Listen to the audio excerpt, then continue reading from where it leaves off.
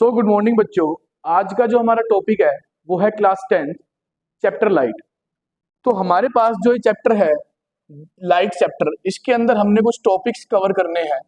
जो इसमें हमारे पास सबसे पहला टॉपिक है वो बेस होएगा किसके ऊपर? रिफ्लेक्शन के ऊपर।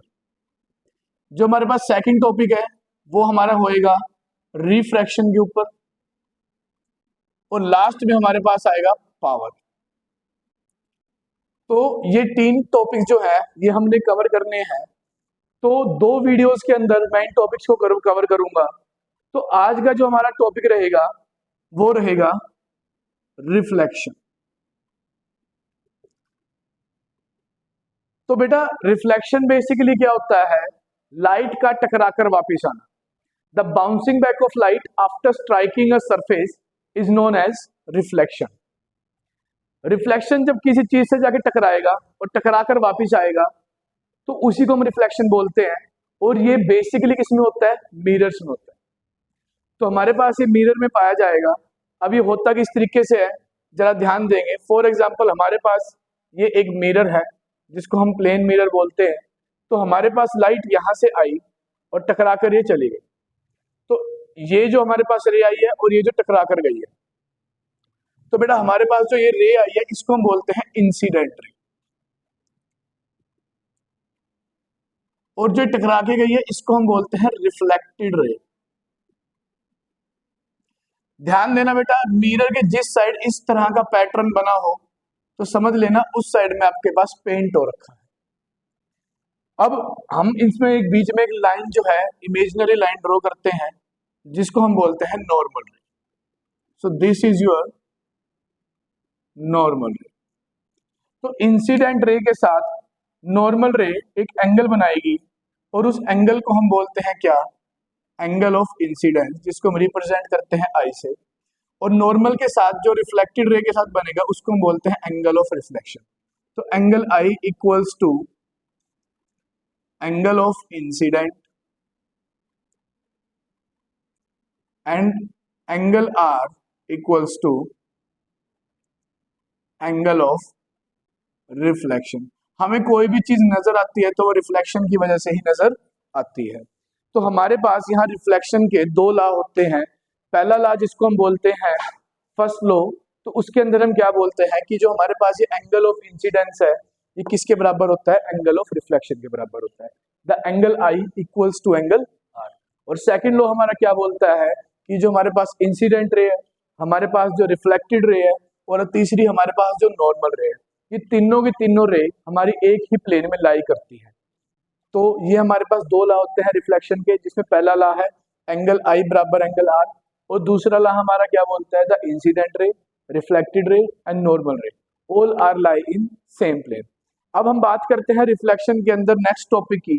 तो नेक्स्ट टॉपिक हमारे पास जो आता है उसको हम बोलते हैं मिरर। तो मिरर बेसिकली क्या है?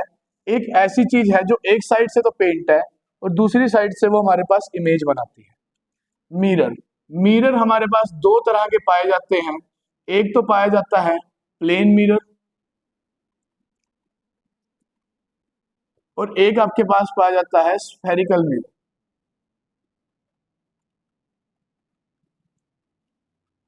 अब इनको समझने से पहले हमें दो चीजें समझनी पड़ेगी। एक होती है हमारे पास रियल इमेज, और दूसरी होती है हमारे पास कौन सी image? Virtual image. Real image and virtual image. Real image कौन सी इमेज होती है? जहां पे हमारी लाइंस आपस में टकराती हैं, एक्चुअल में टकराती हैं और इमेज बन जाती है। लेकिन वर्चुअल इमेज हमारे पास ऐसी इमेज होती है जिसमें लाइन हमें टकराती हुई नजर आती है, उसमें टकराती नहीं है, हमें धक्का करके उसको लाइन को टकराना पड़ता है, तो उसको हम बोलते हैं वर्चुअल इमेज। रियल इमेज को हम स्क्रीन पर ला सकते हैं लेकिन वर्चुअल इमेज को हम स्क्रीन पर नहीं ला सकते। फॉर एग्जाम्पल, आप मिरर के सामने खड़े हैं, जब तक आप मिरर के सामने खड़े हैं तब तक आपकी इमेज बन रही है, जैसे आप हट जाएंगे आपकी इमेज हट जाएगी। लेकिन अगर एक इंसान अपनी आंखों से देखता है, ठीक है, तो बेसिकली उसके दिमाग में एक इमेज बन जाती है और वो इमेज हमेशा उसके दिमाग में ही रहती है। तो उसको हम क्या बोलते हैं? वर्चुअल रियल इमेज हम उसको बोलते हैं। रियल इमेज कौन कौन बनाता है? रियल इमेज के साथ जो इमेज बनते हैं वो होते हैं इन्वर्टेड। इन्वर्टेड का मतलब होता है उल्टा। और वर्चुअल के साथ बनता है इरेक्ट। इरेक्ट का मतलब होता है अपराइट, ऊपर की तरफ, इन्वर्टेड नीचे की तरफ, और इरेक्ट ऊपर की तरफ। दूसरा हमारे पास जो इसमें रियल और वर्चुअल में हमारे पास एक चीज और आती है कि रियल इमेज कौन कौन बनाता है। तो रियल इमेज आपका बनाता है कौन, कनकेव मिरर और कन्वेक्स लेंस। जबकि वर्चुअल इमेज कौन बनाता है, वर्चुअल इमेज कौन बनाता है, आपके पास सारे तरीके के मिरर और सारे तरीके के जो हमारे पास लेंस है वो हमारे पास वर्चुअल इमेज भी बनाते हैं। अब मैं बात करूंगा सबसे पहले प्लेन मिरर की। तो प्लेन मिरर हमारे पास ऐसा मिरर है जिसमें सेम साइज का हमारे पास ऑब्जेक्ट है और सेम साइज की हमारे पास इमेज बनती है। प्लेन मिरर के अंदर बेसिकली जितनी दूर हम खड़े हैं उतनी दूर हमारी इमेज बनती है। तीसरी चीज, ये आपके पास इमेज इन्वर्टेड बनेगी, इन्वर्जन होएगा वहां पे, यानी कि लेटरल इन्वर्जन किसे बोलते हैं, अगर हम राइट हैंड ऊपर करते हैं तो हमें शीशे में हमारा लेफ्ट हैंड ऊपर की तरफ नजर आता है। तो ये हमारे पास कैरेक्टरिस्टिक थे प्लेन मिरर के। अब मैं ज्यादा बात करता हूँ स्फेरिकल मिरर के ऊपर। तो स्फेरिकल मिरर हमारे पास दो तरह के पाए जाते हैं, और ये दो तरह के कौन कौन से हैं, एक होता है कनकेव और एक होता है हमारे पास कन्वेक्स।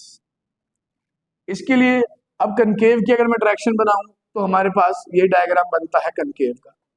अगर मैं कन्वेक्स की बनाऊं तो ये हमारे पास जो डायग्राम बनता है वो बनता है कन्वेक्स का। इसके हमारे पास कुछ बेसिक टर्म्स हैं वो मैं आपको समझाऊंगा। सबसे पहले मैं बात करता हूं कनकेव मिरर। ये हमारे पास एक कनकेव मिरर है। अब ऑब्वियस सी बात है, जो हमारे पास एक कनकेव मिरर बना है ये किसी एक सर्कल का लिया हुआ हिस्सा है। सर्कल का लिया हुआ हिस्सा तो इसका कुछ सेंटर भी होगा। तो इस सेंटर को हम क्या बोलते हैं, सेंटर ऑफ कर्वेचर। इसको हम बोलेंगे सेंटर ऑफ कर्वेचर। और इस मिरर का जो बीच का पार्ट है इसको हम बोलते हैं पोल। सेंटर ऑफ कर्वेचर से लेके पोल तक का डिस्टेंस, यानी कि एक सेंटर की रेडियस बन गई है, तो इसको हम बोलते हैं radius of curvature. Radius of curvature. लेकिन इन दोनों के बीच का एक हिस्सा है जो बिल्कुल यहां लाई करेगा, जिसको हम बोलते हैं फोकस। तो हम देख भी रहे हैं कि जो एफ है वो किसके बराबर है, r/2 है। जो हमारे पास फोकस है वो, और फोकस और पोल के बीच का जो ये हमारे पास ये डिस्टेंस है इसको हम क्या बोलते हैं, फोकल लेंथ बोलते हैं। तो हमारे पास जो फोकल लेंथ है एफ वो किसके बराबर है, रेडियस के हाफ के बराबर है। ये हो गया हमारे पास सेंटर ऑफ कर्वेचर, ये हो गया हमारे पास रेडियस ऑफ कर्वेचर, ये हो गया हमारे पास फोकस, इसको हम बोलते हैं पोल। और अगर रे ये दूर तक हमारे पास हो रही है तो हम इसको बोलते हैं प्रिंसिपल एक्सिस। ये सारी की सारी चीजें बेटा आपकी कन्वेक्स मिरर के अंदर भी सेम रहती हैं। ठीक है, मैं एक बार दोबारा आपको बता दूं कि हमारे पास एक स्फेरिकल मिरर है, तो ऑब्वियसली बात है एक सर्कल के पार्ट में से लिया गया है। उस सर्कल का कोई सेंटर होगा जिसको हम सेंटर ऑफ कर्वेचर बोलते हैं। सेंटर ऑफ कर्वेचर से लेके यहाँ पे मिरर के एक बीच का पार्ट है पोल। इस पोल और इसके बीच के डिस्टेंस को हम रेडियस ऑफ कर्वेचर बोलते हैं। इस रेडियस ऑफ कर्वेचर के बीच में एक पॉइंट आता है जिसको हम बोलते हैं फोकस, और फोकस से लेके पोल तक के डिस्टेंस को हम बोलते हैं फोकल लेंथ। और ये रे जब दूर तक जाती है तो हम इसको बोलते हैं प्रिंसिपल एक्सिस। एक चीज और आपके पास इसमें आती है जिसको हम अपर्चर बोलते हैं।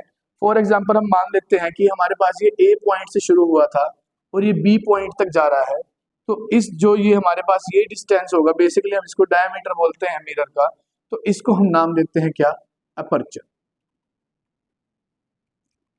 इसको हम नाम क्या देंगे, इसका हम नाम देंगे अपर्चर। तो इस तरीके से हमारे पास ये कुछ बेसिक टर्म्स आती हैं जो हमें पता होनी जरूरी है। इसके बाद हमारे पास रे डायग्राम्स आते हैं, ठीक है, और कुछ फॉर्मूलाज आते हैं। तो मैं वन बाय वन आपको करके बताऊंगा। सबसे पहले मैं आपको जो जिक्र है वो करूंगा कनकेव मिरर।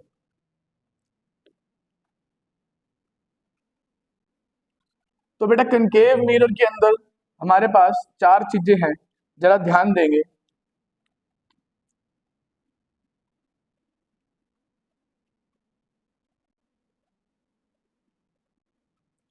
कनकेव मिरर, सबसे पहले हम लोग ये मिरर बनाते हैं। फर्स्ट केस में हमें क्या बोला जाता है कि when the ray come parallel to the principal axis, ये आपकी प्रिंसिपल एक्सिस होगी, और एक रे जो है आपकी यहाँ पे ये पैरेलल आ रही है। When the ray parallel to the principal axis, यहाँ पे हमारा C है और ये पॉइंट है हमारा F।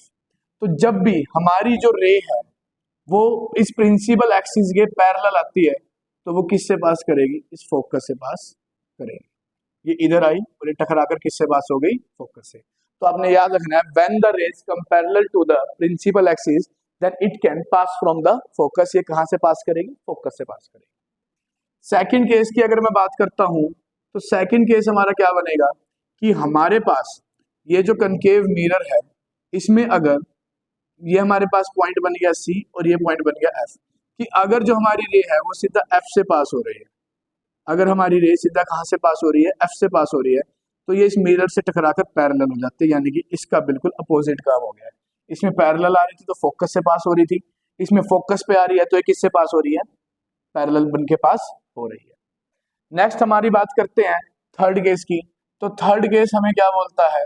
थर्ड केस हमें बोलता है कि अगर ये सीधा सीधा जो रे है ये सेंटर ऑफ कर्वेचर से पास हो, अगर ये हमारी रे सीधा सेंटर ऑफ कर्वेचर से पास हो तो क्या होगा?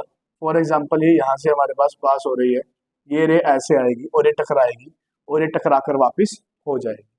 तो हमारे पास थर्ड केस क्या बनता है कि व्हेन द रे passes from the sea then it turns back at the same path। चौथा केस हमारे पास जो बनता है वो क्या बोलता है कि अगर जो हमारे पास रे है वो सीधा पोल से पास हो रही है, पोल यानी कि मतलब सीधा इस पॉइंट से पास हो रही है, तो पोल से पास होने का मतलब ये है कि ये रे आई और टकराकर यहाँ पे चली गई। इसका मतलब यहाँ पे क्या हो रहा है? रिफ्लेक्शन हो रहा है, ठीक है, लॉ ऑफ रिफ्रैक्शन यहाँ पे लगेगा, ठीक है, और यहाँ पे ये जो एंगल है ये इस वाले एंगल के बराबर हो जाएगा। तो ये हमारे पास कुछ फॉर्मूलाज थे जिसकी वजह से हमें पता लगता है कि रे कहाँ से आएगी और कहाँ से निकलेगी। इसके बाद हमारे पास आते हैं इमेज फॉर्मेशन। तो इमेज फॉर्मेशन अब किस तरीके से आते हैं, हम first one by one case लेकर चलेंगे और उसको ध्यान से समझेंगे।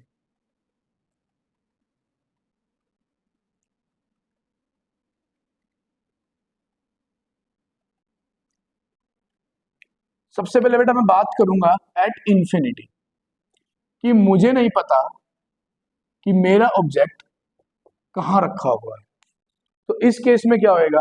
फॉर एग्जाम्पल हमारे पास ये एक मिरर है, ठीक है, इस मिरर में बेसिकली हमारे पास ये बन गया प्रिंसिपल एक्सिस, कुछ पॉइंट्स है जो कि मैं बता रहा हूँ, जैसे कि हमारे पास ये पॉइंट बन गया सी और ये पॉइंट बन गया हमारे पास एफ। तो इन्फिनिटी पे ऑब्जेक्ट खड़ा, हमें नहीं पता कहाँ खड़ा है, तो रे आई हमारे पास पैरेलल, ठीक है, ये रे हमारे पास यहाँ पे पैरेलल आई है, हमारे पास ऑब्जेक्ट है, ये नीचे भी हम एक ऑब्जेक्ट बना देते हैं, तो ये टकरा कर किससे पास होएगी? फोकस से, जो हम पढ़ के आए हैं कि रे पैरेलल आते हैं तो पास किससे होती है? फोकस से। सेम काम ये इधर आएगी और ये भी टकरा कर किससे पास होएगी? फोकस से। तो यानी कि हमारे पास दोनों जनी टकरा कहाँ पे रही है? इस फोकस पॉइंट पे टकरा रही है। तो आपने याद रखना है कि अगर आप इन्फिनिटी पे हैं तो आपकी इमेज कहाँ बनेगी? एफ पे बनेगी, इमेज एट एफ। इसका साइज कैसा होगा? ये बहुत टीनी, ये बहुत छोटे साइज की इमेज बनेगी। तीसरी चीज, ये नीचे की तरफ बनेगी, यानी कि रियल एंड इन्वर्टेड बनेगी। तो आपने याद रखना है कि when your object at infinity then image will be at F, very small image and real and inverted. ये आपके पास था बेटा फर्स्ट केस।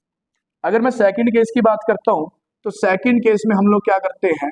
एट बियॉन्ड सी, सी के बाद रखा हुआ है, यानी कि हमें ये एक्चुअल में पता है कि हमारे पास जो हमारा ऑब्जेक्ट है वो कहाँ पे है और कहाँ पे नहीं। तो हम इस केस में क्या करेंगे? हमारे पास बन गई प्रिंसिपल एक्सिस, ये हमारे पास पॉइंट है सी और ये पॉइंट है हमारे पास एफ, और फॉर एग्जांपल यहाँ मैंने ऑब्जेक्ट रख लिया है जिसका नाम हमने दिया है बियॉन्ड सी।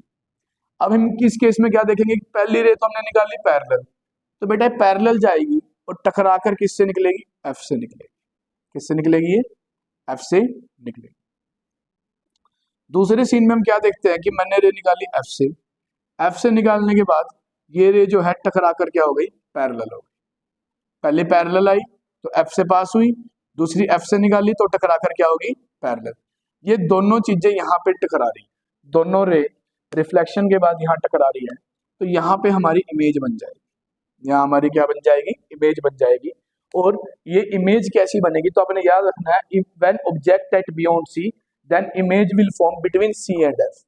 जो आपकी इमेज है वो किस किस के बीच में बनेगी? सी और एफ के बीच में बनेगी।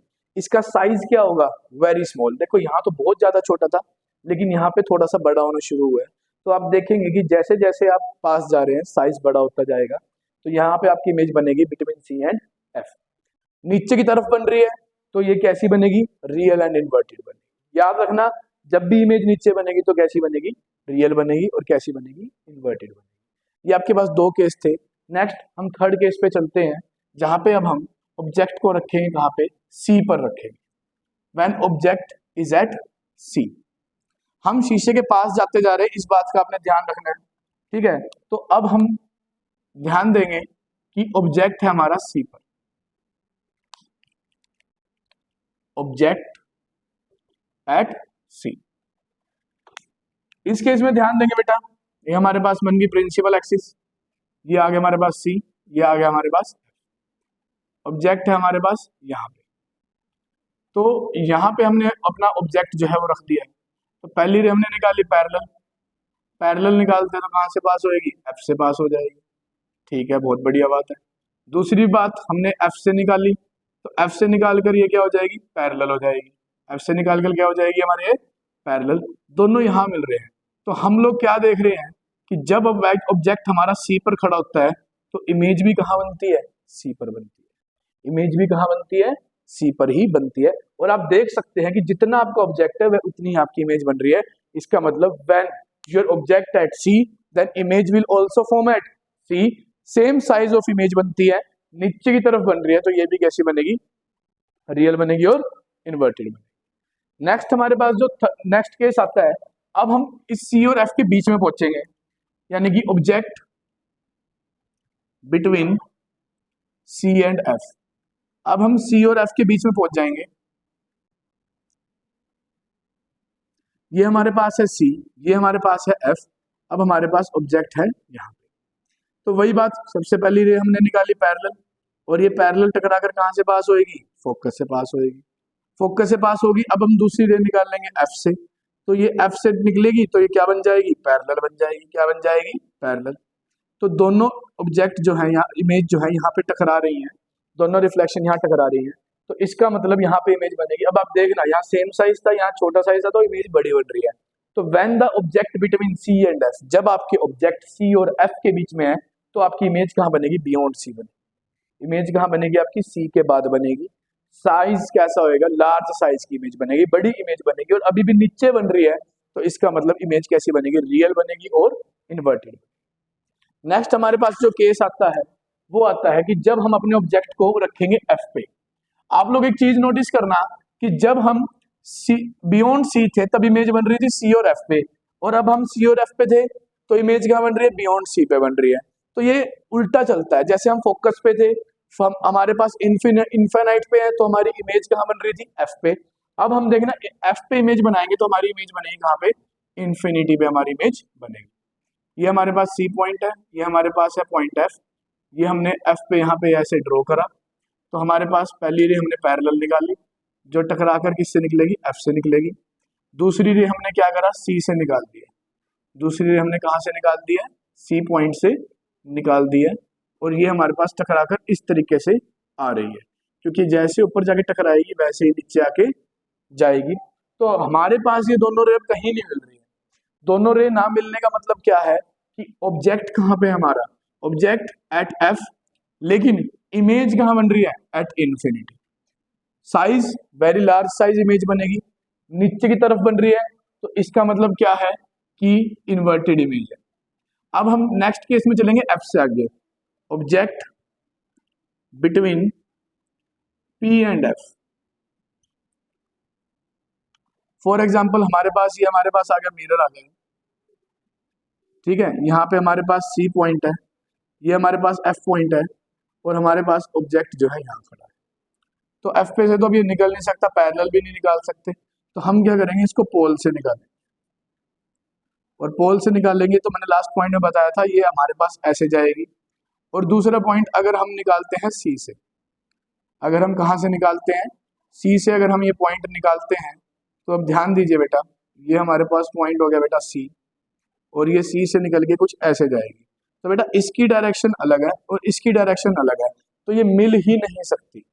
ये कनकेव का एक मोस्ट इंपॉर्टेंट केस है जहाँ पे दोनों की दोनों मिल नहीं सकती, तो हम इसका धक्का करेंगे और इसको मिरर के पीछे ले जाकर मिलवा देंगे और हमारे पास यहाँ पर ये इमेज बन जाएगी।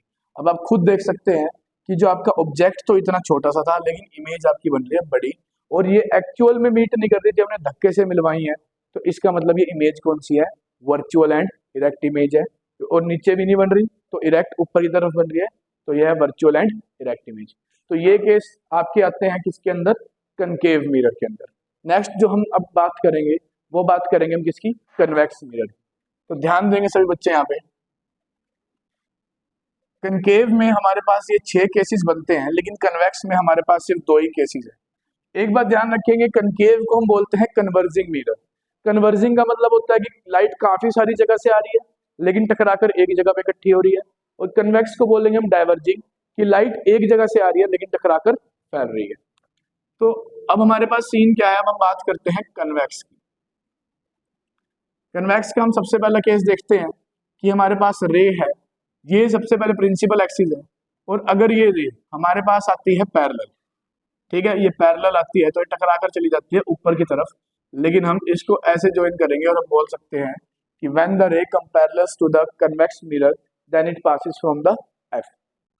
दूसरा केस हम क्या कहते हैं कि अगर बाय चांस हमारी इमेज जो है वो पास कर रही है एफ से, यानी कि इमेजिनरी बना दिया हमने, ये है नहीं लेकिन हम इमेजिनरी बना देते हैं कि अगर ये एफ से पास हो रही है तो टकराकर हो जाती है पैरेलल। ये हमारे पास थर्ड केस है, सेकंड केस है। थर्ड केस के अंदर हम लोग क्या देखेंगे कि हमारे पास, हम थर्ड केस में हम क्या देखते हैं कि हमारे पास एक इस तरीके से मिरर है और ये पॉइंट आ जाता है सी और ये पॉइंट आ जाता है एफ, कि अगर हमारे पास जो ये पास हो रहा है ये सी से ही पास हो रहा है, ये हमारे पास कहाँ से पास हो रहा है? सी से पास हो रहा है, तो ये आएगा, टकराएगा और बैक चला जाएगा सेम पाथ से।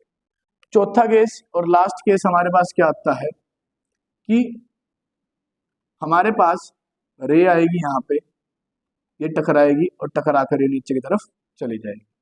तो ये थे हमारे पास इमेज फॉर्मेशन के डायग्राम, मतलब कि कौन सी रे कहाँ से आएगी और वो टकराकर कहाँ जाएगी, जैसे हमने कनकेव के करे थे, ये चारों केस उसी तरीके से। अब हम इसका इमेज फॉर्मेशन करते हैं कि ऑब्जेक्ट कहाँ खड़ा होगा तो इमेज कहाँ पर बने।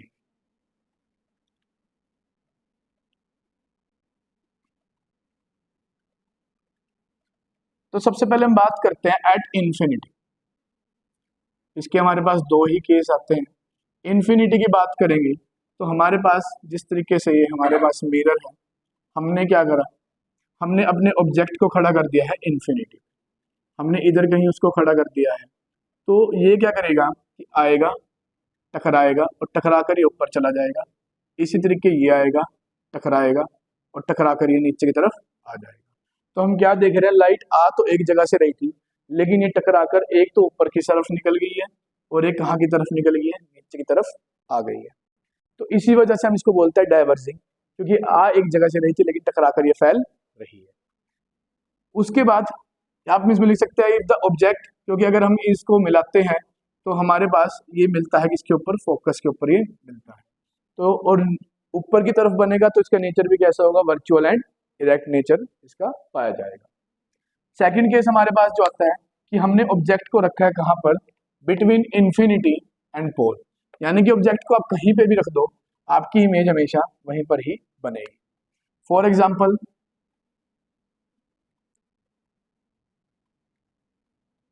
हमने अपने ऑब्जेक्ट को यहाँ रखा है, ये पॉइंट जो है हमारा, ये पॉइंट है सी, ये पॉइंट आ गया एफ, यहाँ भी आ जाएगा एफ और ये पॉइंट आ जाएगा सी। तो सबसे पहले केस में हमने क्या देखा कि हमने रे निकाली पैरेलल, और ये पैरेलल निकलकर जो है ऊपर की तरफ चली गई है और यहाँ पर हमने इमेजिनरी ड्रॉ कर दी है। तीसरा केस हम क्या करेंगे, हमारे पास जो इमेज है वो बिल्कुल कहाँ से निकालेंगे? हम सेंटर ऑफ कर्वेचर से निकालेंगे, और ये रे इधर जाके कहीं इंटरसेक्ट कर रही है, तो यहाँ पर ये दोनों हमारी मिल चुकी हैं और जहाँ पर मिलती है वहीं पे हमारे पास इमेज बनती है। और ये ऊपर की तरफ बन रही है, तो ये नेचर भी कैसा होगा, वर्चुअल एंड इरेक्ट नेचर होगा। साइज में स्मॉल बनेगी, साइज में कैसी बनेगी, स्मॉल बनेगी, वर्चुअल और इरेक्ट बनेगी, और बिटवीन पी एंड एफ बनेगी, बिटवीन पी एंड एफ इन दोनों के बीच में आपकी इमेज बनेगी। अब मैं बात करता हूँ इनके यूजेस की, कनकेव मिरर की। कनकेव मिरर का यूज सोलर फर्नेस में किया जाता है ताकि सूरज की सारी रोशनी को इकट्ठा करके एक जगह पे इकट्ठा किया जा सके। दूसरा, इसका यूज कनकेव का डेंटिस्ट करते हैं, ठीक है, ताकि कोई भी अगर दांत में छोटा सा पार्ट हो उसको बड़ा करके देख सके। व्हीकल्स की हेडलाइट में इसका यूज किया जाता है, ठीक है। और अगर मैं बात करता हूँ कन्वेक्स मिरर की, तो कन्वेक्स मिरर का यूज किसी भी बड़ी चीज को छोटी देखने के लिए, फॉर एग्जाम्पल कोई बहुत बड़ी बिल्डिंग है तो उसको छोटा देखना, कन्वेक्स का यूज किया जाता है। गाड़ियों के जो साइड में मिरर होते हैं उसमें इसका यूज किया जाता है, क्योंकि बिकॉज रीजन क्या है, पीछे से बहुत बड़ा ट्रक आ रहा है लेकिन उस शीशे में हमें वो ट्रक बिल्कुल छोटा सा नजर आता है, तो वहां पे हम इसका यूज कर सकते हैं। तो इस तरीके कनकेव के और कन्वेक्स के हमारे पास और भी काफी तरीके से जो है इस्तेमाल हमारा होता है। तो अब हमारे पास जो नेक्स्ट टॉपिक आता है वो आता है इमेज फॉर्मेशन का, बेसिकली जो न्यूमेरिकल पार्ट्स है इस चैप्टर का। तो इसको देखने के लिए हमें कुछ टॉपिक को समझना पड़ेगा कि साइन कन्वेंशन जो है वो बहुत सबसे ज्यादा जरूरी है। साइन कन्वेंशन नहीं आएंगे तो आपको समझ नहीं आएगा। पेपर में आपके पास बोर्ड में इसमें क्वेश्चन पक्का आता है, ठीक है, 101% आता है। अगर मैं बात करता हूँ कनकेव, इसको हम बोलते हैं प्रिंसिपल एक्सिस।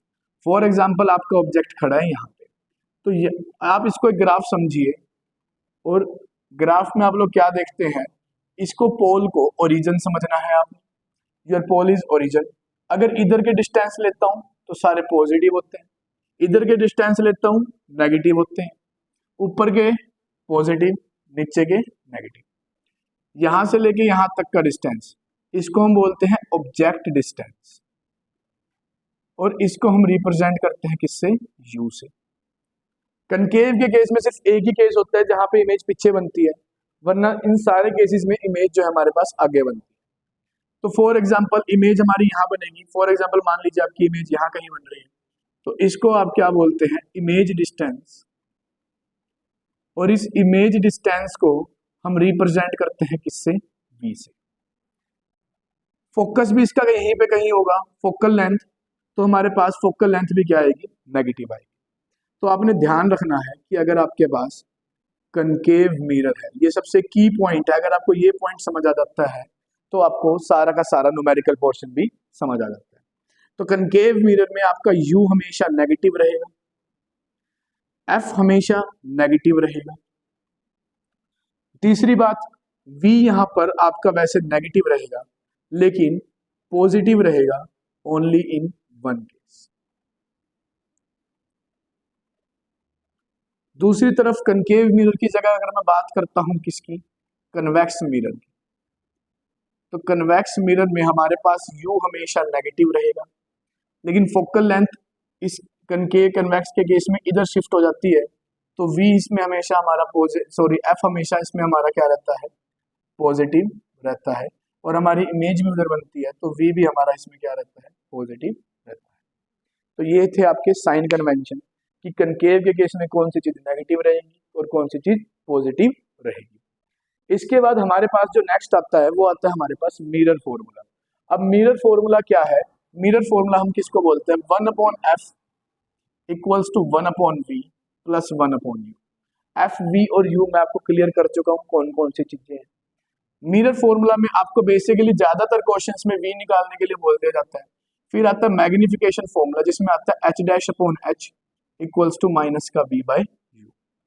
तो जो हमारे पास h' है वो क्या होता है, हाइट ऑफ इमेज, और जो हमारे पास h होता है वो क्या होता है, हाइट ऑफ ऑब्जेक्ट। अगर आपको h और h' नहीं दे रखा तो आप माइनस v/u से काम करेंगे। अगर आपके पास m जो है या h' जो है नेगेटिव आता है तो आपकी इमेज कौन सी बनेगी, रियल एंड इन्वर्टेड बनेगी। लेकिन अगर आपके पास h' या m पॉजिटिव आता है तो आपकी इमेज कैसी बनेगी, वर्चुअल एंड इरेक्ट।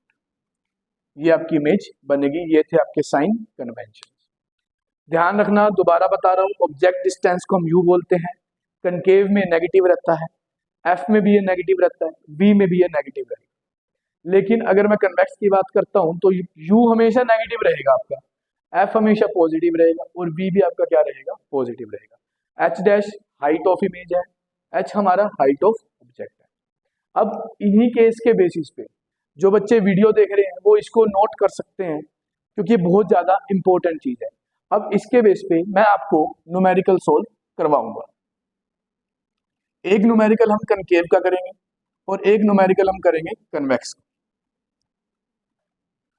तो सबसे पहले मैं आपको न्यूमेरिकल बोलता हूं कि an object of size 5 centimetre is placed in the front of concave mirror at a distance of 10 centimeter from the mirror, and the focal length of the concave mirror is 15 centimeter। यानी कि आपको question क्या बोल रहा है कि आपके पास h दे रखा है कितना, हाइट ऑफ ऑब्जेक्ट दे रखी है कितनी, 5 सेंटीमीटर। आपके पास जो u है, u हमेशा माइनस का रहता है, माइनस का 10 सेंटीमीटर। और आपके पास मिरर कौन सा है, आपके पास मिरर है कौन सा, कनकेव मिरर। ठीक है, तो अब आपको u दे रखा है माइनस का 10 और f15 बोला हुआ है, तो 15 भी किसका रहेगा, माइनस का रहेगा। क्वेश्चन कहता है कि find the height of image, position and nature. हम स्टेप बाय स्टेप चलेंगे। सबसे पहले हम फॉर्मूला लगाएंगे 1/f equals to 1/b plus 1/, plus minus की गलती आपकी ना हो तो इसको ध्यान से देखिएगा। 1/f यानी कि 1/ माइनस का 15 इक्वल्स टू 1/v प्लस इस u को आप माइनस को ब्रैकेट में रखे माइनस का 1/10। इसको रखने के बाद बेटा आपने क्या चीज नोटिस करनी है कि माइनस का 1/15 equals to 1/v plus minus minus का 1/10। v को मत छेड़िए, ये जो माइनस का है इसको इधर ले आइए, माइनस का 1/15 प्लस का 1/10 इक्वल्स टू 1/v। एलसीएम लेना सभी बच्चों को आता होगा, 15 और 10 का एलसीएम आएगा हमारे पास 30, डिवाइड करेंगे आएगा माइनस का 2 और ये आएगा प्लस का 3 इक्वल्स टू 1/v। तो 1/30 इक्वल्स टू 1/v, तो v की वैल्यू हमारे पास कितनी आ गई, 30 सेंटीमीटर। उसके बाद हम लोगों को मैग्निफिकेशन निकालना है, तो m equals to h dash upon h equals to minus का v/u। h डैश मुझे निकालना है, h की वैल्यू है मेरे पास 5, माइनस का v यानी कि माइनस का हो गया 30 और u की वैल्यू हमारे पास है माइनस का 10। माइनस से माइनस हमारे पास कैंसिल आउट हो गया, 0 से 0 हमारे पास कैंसिल आउट हो गया, तो h की वैल्यू कितनी आ गई 3 × 5 और h डैश आ गया मेरे पास कितना 15। मैंने आपको अभी बताया था कि अगर h डैश या m हमारे पास पॉजिटिव में आता है तो हमारे पास जो नेचर है वो कैसा रहेगा, वर्चुअल एंड इरेक्ट।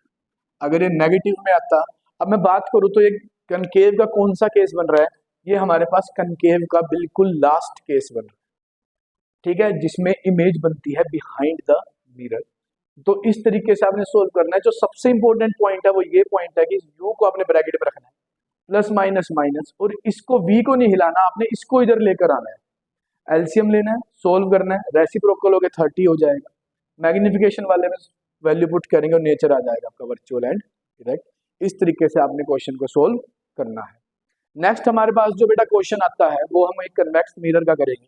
तो कन्वेक्स मिरर के केस में क्वेश्चन क्या बनता है आपका, for example an object of size 4 centimetre, कि हमने एक ऑब्जेक्ट लिया है जिसका साइज है 4 सेंटीमीटर।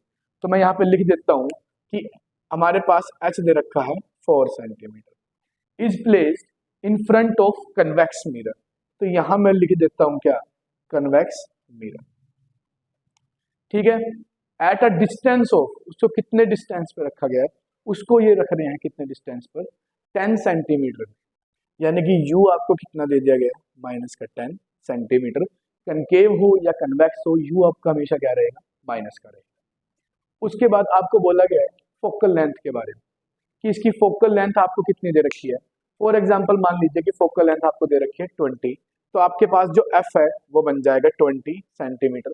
आपने ध्यान देना है कि फोकल लेंथ कन्वेक्स के केस में क्या रहती है, पॉजिटिव रहती है। अब ये क्वेश्चन बोलता है कि find the nature size and position of the object. तो बेटा ध्यान देंगे, हमारे पास है 1/f equals to 1/v plus का 1/u, 1/20 equals to 1/v plus, again इसको ब्रैकेट में लिखेंगे, आपकी गलती बिल्कुल नहीं होगी, 1/2 इक्वल्स टू 1/v माइनस का 1/10। स्टेप एक भी मिस नहीं करना है, ये माइनस का है तो इधर आगे किसका हो जाएगा, प्लस का हो जाएगा, इक्वल्स टू 1/v। एलसीएम लेंगे, 20 इनका एलसीएम आएगा, ये आ गया 1 और ये आ गया 2 इक्वल्स टू 1/v। ये हमारे पास बन जाएगा 3/20 इक्वल्स टू 1/v। तो v की वैल्यू हमारे पास कितनी आ जाएगी, 20/3। Then your v is 20/3। अब हम निकालेंगे इसका मैग्निफिकेशन, यानी कि h dash upon h equals to minus का v/u। h डैश और h दे रखा है हमें 4 इक्वल्स टू माइनस का v, यानी कि माइनस का 20/3, और एक माइनस जो है आपका बाहर भी पड़ा हुआ है।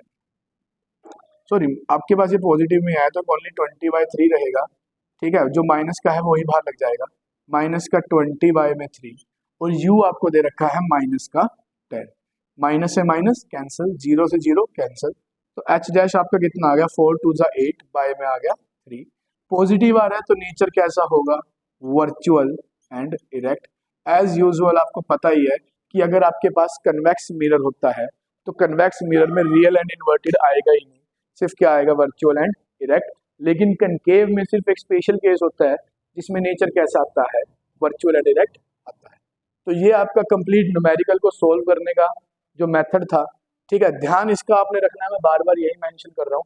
3 मार्क्स में क्वेश्चन आता है, एक नंबर v निकालने का, एक नंबर h डैश का, और एक नंबर वर्चुअल एंड इरेक्ट का। आई होप आपको ये सारा समझ आया होगा। फिर भी अगर किसी बच्चे को डाउट है तो कमेंट सेक्शन में मुझे बता सकता है, और जो बच्चे हमारे पास यहाँ पे ऑफलाइन कोचिंग ले रहे हैं तो उनको कोई प्रॉब्लम है तो वो फेस टू फेस मेरे से पूछ सकते हैं। Thank you.